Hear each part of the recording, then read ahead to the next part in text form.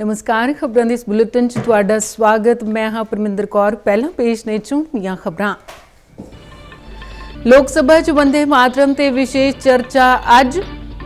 प्रधानमंत्री नरेंद्र मोदी सदन च चर्चा दी करनगे शुरुआत। राज सभा च भलके इस ते होवेगी चर्चा।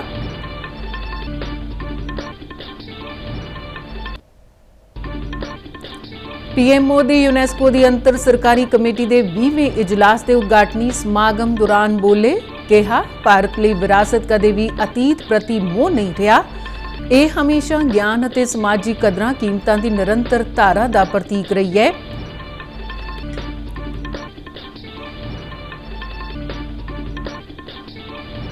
केंद्रीय राज्य मंत्री डॉक्टर जितेंद्र सिंह ने पंचकुला च कौमांतरी साइंस महोत्सव नूं कीता संबोधन। आखिया भारत हुण तकनोलॉजी आधारित विकास विच आलमी रुझानां दा राह दसेरा है।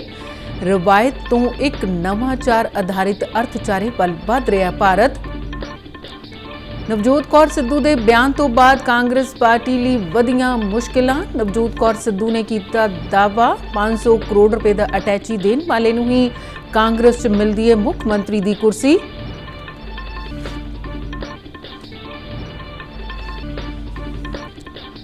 नवजोत कौर सिद्धू के 500 करोड़ रुपए की अटैची वाले बयान से सियासी बयानबाजियां का दौर शुरू। भाजपा के सुधांशु त्रिवेदी ने कहा एक सिक्के के दो पहलू ने कांग्रेस के भ्रष्टाचार। कुलदीप सिंह धालीवाल बोले कांग्रेस हर कोई बनना चाहता है मुख मंत्री पर किसी नूं नहीं है पंजाब की फिक्र।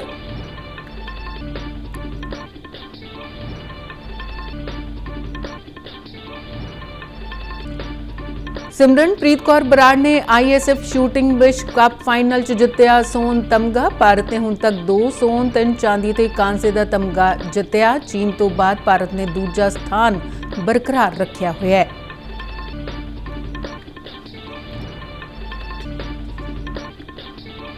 हुण खबरां विस्तार नाल। राष्ट्रीय गीत वंदे मातरम की 150वीं वर्षगांठ ते लोक सभा च अज एक विशेष चर्चा होगी। प्रधानमंत्री नरेंद्र मोदी इस चर्चा की शुरुआत करेंगे, इसलिए 10 घंटिया का समा तय किया गया है। इस दौरान वंदे मातरम नाल जुड़े कई अहम अते आउण वाले पहलू देश सामने आने की उम्मीद है। प्रधानमंत्री तो बाद रखिया मंत्री राजनाथ सिंह संबोधन करेंगे। इस विच कांग्रेस के गौरव गगोई ते प्रियंका गांधी वाड्रा वालों भी हिस्सा ले जाने की संभावना है। राज सभा च इस विषय ते चर्चा भलके होगी, जिसकी शुरुआत गृह मंत्री अमित शाह करेंगे। राज सभा के नेता जगत प्रकाश नड्डा दूजे बुलारे होंगे। इस तरह राज सभा च विरोधी धिर के नेता मलकिया अर्जुन खड़गे भी चर्चा च हिस्सा लैणगे। बंकिम चंद्र चैटर्जी के गीत की धुन जादूनाथ भट्टाचार्य ने तैयार की सी। पिछले हफ्ते इस बारे जानकारी दिंदियां संसदीय मामलों बारे मंत्री किरेन रिजिजू ने कहा सी कि चर्चा अज दोपहर 12 बजे शुरू होगी। उन्होंने दस्सिया कि लोक सभा स्पीकर ओम बिरला की प्रधानगी हेठ हुई सर्व पार्टी मीटिंग च इस बारे फैसला लिया गया सी। लोक सभा में वंदे मातरम के 150 साल पूरे होने पर हम विशेष चर्चा करेंगे। उसके बाद ट्यूसडे को मंगलवार को लोकसभा में इलेक्शन रिफॉर्म्स को लेकर के हम दिन भर चर्चा करेंगे। 10 घंटे का टाइम तय किया गया है। अगर जरूरत पड़ेगा तो उसमें हम टाइम एक्सटेंशन करेंगे। इस पे हम एग्रीमेंट हुए हैं। मैं इस चीज को लेकर के सब पार्टी के नेताओं को फिर से अपील करना चाहता हूं। हम सब चाहते हैं कि पार्लियामेंट हाउस अच्छी तरह से चले। हर मुद्दे पर हर एक मेंबर जो बोलना चाहते हैं बोलने का मौका मिले। अलग अलग स्टेट यूनियन टेरिटरी से जो MPs आते हैं उनके अपने अपने इशू होते हैं कॉन्स्टिट्यूंसी का, उसको यहाँ बात रखने का मौका मिलना चाहिए। सरकार का जो भी बिजनेस है, महत्वपूर्ण बिल्स है, उस पर अच्छी चर्चा होनी चाहिए और फिर पारित होकर के देश के लिए काम करना, ये हमारी जिम्मेदारी है। ਜ਼ਿਕਰਯੋਗ ਹੈ कि प्रधानमंत्री मोदी ने 7 नवंबर ਨੂੰ वंदे मातरम ਦੇ 150ਵੇਂ ਸਾਲ ਦੇ ਜਸ਼ਨਾਂ ਦੀ ਸ਼ੁਰੂਆਤ ਕੀਤੀ ਸੀ, ਜਿਸ ਦਾ ਮੰਤਵ ਨੌਜਵਾਨਾਂ ਅਤੇ ਵਿਦਿਆਰਥੀਆਂ 'ਚ ਗੀਤ ਦੀ ਮਹੱਤਤਾ ਬਾਰੇ ਜਾਗਰੂਕਤਾ ਪੈਦਾ ਕਰਨਾ ਹੈ। ਪ੍ਰਧਾਨ ਮੰਤਰੀ ਨਰਿੰਦਰ ਮੋਦੀ ਨੇ ਕਿਹਾ ਕਿ ਭਾਰਤ ਲਈ ਵਿਰਾਸਤ ਸਿਰਫ ਅਤੀਤ ਪ੍ਰਤੀ ਮੋਹ ਨਹੀਂ, ਸਗੋਂ ਗਿਆਨ, ਸੱਭਿਆਚਾਰ ਅਤੇ ਸਮਾਜਿਕ ਕਦਰਾਂ ਕੀਮਤਾਂ ਦੀ ਇੱਕ ਅਟੁੱਟ ਧਾਰਾ ਦਾ ਪ੍ਰਤੀਕ ਰਹੀ ਹੈ। ਪ੍ਰਧਾਨ ਮੰਤਰੀ ਮੋਦੀ ਨੇ ਨਵੀਂ ਦਿੱਲੀ 'ਚ ਯੂਨੈਸਕੋ ਅੰਤਰ ਸਰਕਾਰੀ ਕਮੇਟੀ ਦੇ 20ਵੇਂ ਇਜਲਾਸ ਦੇ ਉਦਘਾਟਨੀ ਸਮਾਗਮ ਦੌਰਾਨ ਬੋਲਦਿਆਂ ਇਹ ਗੱਲ ਆਖੀ। ਪ੍ਰਧਾਨ ਮੰਤਰੀ ਨਰਿੰਦਰ ਮੋਦੀ ਨੇ ਕਿਹਾ ਕਿ ਭਾਰਤ ਦਾ ਵਿਕਾਸ ਵੀ ਵਿਰਾਸਤ ਵੀ ਦਾ ਨਾਰਾ ਇਹ ਯਕੀਨੀ ਬਣਾਉਣ ਦੀ ਵਚਨਬੱਧਤਾ ਨੂੰ ਦਰਸਾਉਂਦਾ ਹੈ ਕਿ ਆਧੁਨਿਕੀਕਰਨ ਤੇ ਸ਼ਹਿਰੀਕਰਨ ਸੱਭਿਆਚਾਰਕ ਜੜ੍ਹਾਂ ਨੂੰ ਮਿਟਾਉਣ ਦੀ ਬਜਾਏ ਮਜ਼ਬੂਤ ਕਰੇ। ਪ੍ਰਧਾਨ ਮੰਤਰੀ ਨੇ ਆਖਿਆ ਕਿ ਭਾਰਤ ਯਕੀਨੀ ਬਣਾ ਰਿਹਾ ਕਿ ਕੋਈ ਵੀ ਪਰੰਪਰਾ, ਕੋਈ ਕਲਾਕਾਰ ਅਤੇ ਕੋਈ ਵੀ ਭਾਈਚਾਰਾ ਅਣਗੌਲਿਆ ਜਾਂ ਅਸਮਰੱਥ ਨਾ ਰਹੇ। ਪ੍ਰਧਾਨ ਮੰਤਰੀ ਨੇ ਆਖਿਆ ਕਿ ਭਾਰਤ ਦੀ ਸੱਭਿਅਤਾ ਦੀ ਯਾਤਰਾ ਇਹ ਸਮਝ ਤੇ ਬਣੀ ਹੈ ਕਿ ਸੱਭਿਆਚਾਰ ਸਿਰਫ ਸਮਾਰਕਾਂ ਜਾਂ ਹੱਥ ਲਿਖਤਾਂ ਨਾਲ ਹੀ ਅਮੀਰ ਨਹੀਂ ਹੁੰਦਾ, ਸਗੋਂ ਇਹ ਲੋਕਾਂ ਦੇ ਰੋਜ਼ਾਨਾ ਪ੍ਰਗਟਾਵੇ ਜਿਵੇਂ ਤਿਉਹਾਰਾਂ, ਰੀਤੀ ਰਿਵਾਜ਼ਾਂ, ਕਲਾਵਾਂ ਤੇ ਕਾਰੀਗਰੀ ਰਾਹੀਂ ਪ੍ਰਫੁੱਲਿਤ ਹੁੰਦੀ ਹੈ। ਯੂਨੈਸਕੋ ਦੀ ਅੰਤਰ ਸਰਕਾਰੀ ਕਮੇਟੀ ਦਾ 20ਵਾਂ ਇਜਲਾਸ ਰਸਮੀ ਤੌਰ ਤੇ ਨਵੀਂ ਦਿੱਲੀ ਦੇ ਲਾਲ ਕਿਲ੍ਹਾ ਵਿਖੇ ਸ਼ੁਰੂ ਹੋਵੇਗਾ। ਇਸ ਦੀ ਪ੍ਰਧਾਨਗੀ ਯੂਨੈਸਕੋ 'ਚ ਭਾਰਤ ਦੇ ਰਾਜਦੂਤ ਅਤੇ ਸਥਾਈ ਨੁਮਾਇੰਦੇ ਵਿਸ਼ਾਲ ਵੀ ਸ਼ਰਮਾ ਕਰਨਗੇ। ਭਾਰਤ ਇੱਕ ਰਵਾਇਤੀ ਅਰਥਚਾਰੇ ਤੋਂ ਨਵਾਚਾਰ ਆਧਾਰਿਤ ਰਾਸ਼ਟਰ ਵਿੱਚ ਆਪਣੇ ਵਿਕਾਸ ਦੇ ਇੱਕ ਨਿਰਣਾਇਕ ਪੜਾਅ ਵਿੱਚ ਦਾਖਲ ਹੋ ਰਿਹਾ ਹੈ। ਵਿਗਿਆਨ ਅਤੇ ਤਕਨਾਲੋਜੀ ਬਾਰੇ ਕੇਂਦਰੀ ਰਾਜ ਮੰਤਰੀ ਡਾਕਟਰ ਜਤਿੰਦਰ ਸਿੰਘ ਨੇ ਹਰਿਆਣਾ ਦੇ ਪੰਚਕੂਲਾ 'ਚ ਭਾਰਤ ਦੇ ਕੌਮਾਂਤਰੀ ਸਾਇੰਸ ਮਹੋਤਸਵ ਦੌਰਾਨ ਬੋਲਦਿਆਂ ਕਿਹਾ ਕਿ ਭਾਰਤ ਹੁਣ ਤਕਨਾਲੋਜੀ ਆਧਾਰਿਤ ਵਿਕਾਸ ਵਿੱਚ ਆਲਮੀ ਰੁਝਾਨਾਂ ਨੂੰ ਆਕਾਰ ਦੇ ਰਿਹਾ ਹੈ। ਡਾਕਟਰ ਜਤਿੰਦਰ ਸਿੰਘ ਨੇ ਕਿਹਾ ਹੈ ਕਿ ਪਿਛਲੇ ਦਹਾਕੇ ਨੇ ਭਾਰਤ ਦੇ ਵਿਗਿਆਨਕ ਸੁਭਾਅ, ਨੀਤੀ ਨਿਰਧਾਰਨ ਅਤੇ ਸ਼ਾਸਨ ਦੇ ਦ੍ਰਿਸ਼ਟੀਕੋਣ ਵਿੱਚ ਇੱਕ ਬੁਨਿਆਦੀ ਤਬਦੀਲੀ ਲਿਆਂਦੀ ਹੈ। ਉਨ੍ਹਾਂ ਆਖਿਆ ਕਿ ਭਾਰਤ ਵਿੱਚ ਕਦੇ ਵੀ ਪ੍ਰਤਿਭਾ, ਸੰਭਾਵਨਾ ਜਾਂ ਵਚਨਬੱਧਤਾ ਦੀ ਘਾਟ ਨਹੀਂ ਰਹੀ, ਪਰ ਜੋ ਬਦਲਿਆ ਉਹ ਇਹ ਹੈ ਕਿ ਸਿਆਸੀ ਸਮਰਥਨ ਦੀ ਗੁਣਵੱਤਾ ਅਤੇ ਕੌਮੀ ਮੰਤਵ ਦੀ ਸਪਸ਼ਟਤਾ। ਮੰਤਰੀ ਨੇ ਨਵੇਂ ਕੌਮੀ ਖੋਜ ਅਤੇ ਵਿਕਾਸ ਫੰਡ ਦੀ ਸ਼ੁਰੂਆਤ ਬਾਰੇ ਗੱਲ ਕਰਦਿਆਂ ਇਸ ਨੂੰ ਉੱਚ ਜੋਖਮ, ਉੱਚ ਪ੍ਰਭਾਵ ਨਵਾਚਾਰ ਨੂੰ ਅਨਲੌਕ ਕਰਨ ਲਈ ਇੱਕ ਬਦਲਾਅ ਲਿਆਉਣ ਵਾਲਾ ਕਦਮ ਦੱਸਿਆ। To the archives, you will find the pictures of Vikram Sarabhai carrying some of his saman on the carriage of bicycle. So possibly what was lacking was the kind of support which is expected from the policymakers, which is expected from the political dispensation of the day, which was not happening, which started happening after 2014. And now we also realize that entire economic growth globally, not only for India, in the decades to come will be technology driven. And I'm glad and I'm also satisfied to a great extent that we are not late initiators. Like for example, last technology from the industrial revolution was IT driven. The next one is going to be, and that's an opinion across the world among the economists, is going to be largely bio driven. Regenerative processes, recycling, genetic driven, and we are already into this. So we are now no longer followers, rather we are offering cues for others to follow. We beckon others to follow. So that is the whole change in scenario, and that's happened because the approach of the political dispensation has changed. We are now following the same global strategies which were earlier followed by some of those developed nations who made it to the goal of success. So we are now on the right global track and ready to play a global role, as you said. ਕਾਂਗਰਸੀ ਆਗੂ ਨਵਜੋਤ ਕੌਰ ਸਿੱਧੂ ਵੱਲੋਂ ਮੁੱਖ ਮੰਤਰੀ ਦੇ ਅਹੁਦੇ ਨੂੰ ਲੈ ਕੇ ਕੀਤੀ ਗਈ ਬਿਆਨਬਾਜ਼ੀ ਤੋਂ ਬਾਅਦ ਕਾਂਗਰਸ ਦੀਆਂ ਮੁਸ਼ਕਲਾਂ ਵੱਧ ਗਈਆਂ ਨੇ।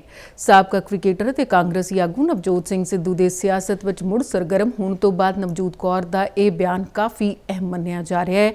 ਸੋਸ਼ਲ ਮੀਡੀਆ ਤੇ ਵਾਇਰਲ ਇੱਕ ਪੋਸਟ ਵਿੱਚ ਨਵਜੋਤ ਕੌਰ ਨੇ ਦਾਅਵਾ ਕੀਤਾ ਕਿ ਕਾਂਗਰਸ ਵਿੱਚ ਮੁੱਖ ਮੰਤਰੀ ਦਾ ਚਿਹਰਾ ਬਣਨ ਲਈ 500 ਕਰੋੜ ਰੁਪਏ ਦੇਣੇ ਪੈਣਗੇ। ਉਨ੍ਹਾਂ ਕਿਹਾ ਕਿ ਅਸੀਂ ਪੈਸੇ ਨਹੀਂ ਦੇ ਸਕਦੇ, ਪਰ ਅਸੀਂ ਨਤੀਜੇ ਦੇ ਸਕਦੇ ਹਾਂ। इतनी इनफाइटिंग में लग नहीं रहा कि कहीं भी नवजोत सिद्धू को ये प्रमोट होने देंगे, क्योंकि 5 सीएम्स ऑलरेडी बने हुए हैं और वो हराने पे लगे हुए हैं कांग्रेस को। अगर ऊपर उनको समझ आ जाए तो बात दूसरी है। कोई भी पार्टी उनको ये ताकत दे दे कि वो पंजाब को सुधार सकें, और हमारे पास पैसे नहीं है किसी भी पार्टी को देने के लिए, पर हम रिजल्ट्स दे देंगे आपको। पंजाब को हम गोल्डन स्टेट बना देंगे।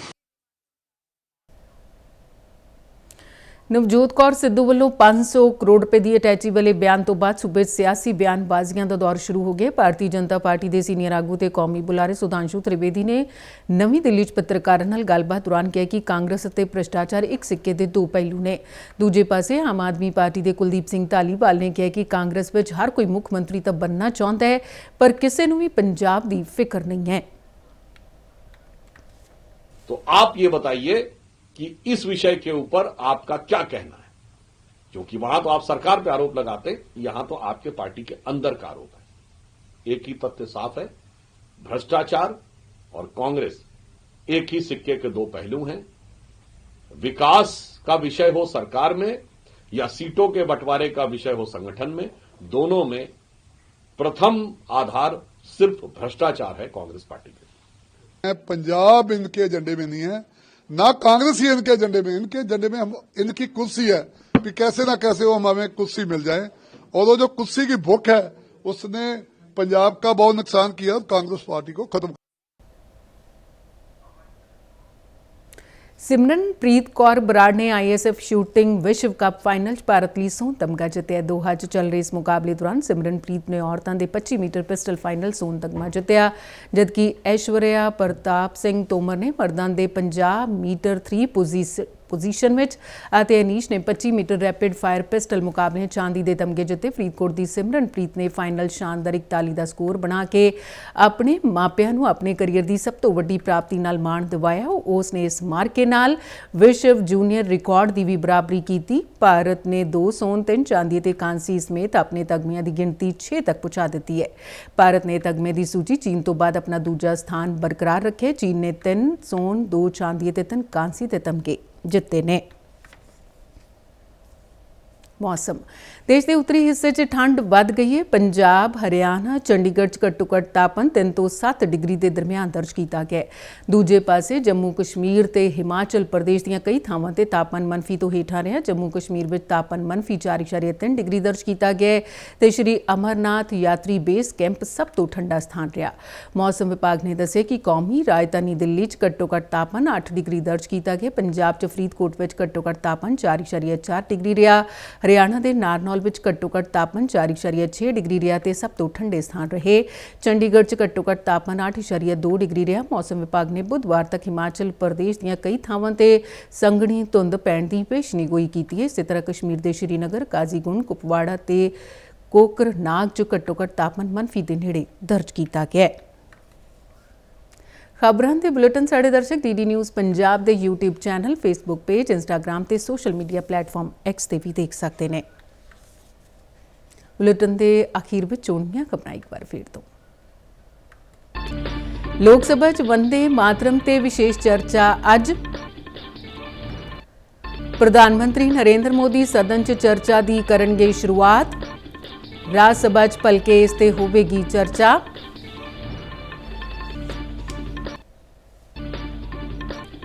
पीएम मोदी यूनेस्को की अंतर सरकारी कमेटी के 20वें इजलास के उद्घाटनी समागम दौरान बोले, कहा भारत लिए विरासत कदे भी अतीत प्रति मोह नहीं रहा। यह हमेशा ज्ञान और समाजिक कदरां कीमतां की निरंतर धारा का प्रतीक रही है।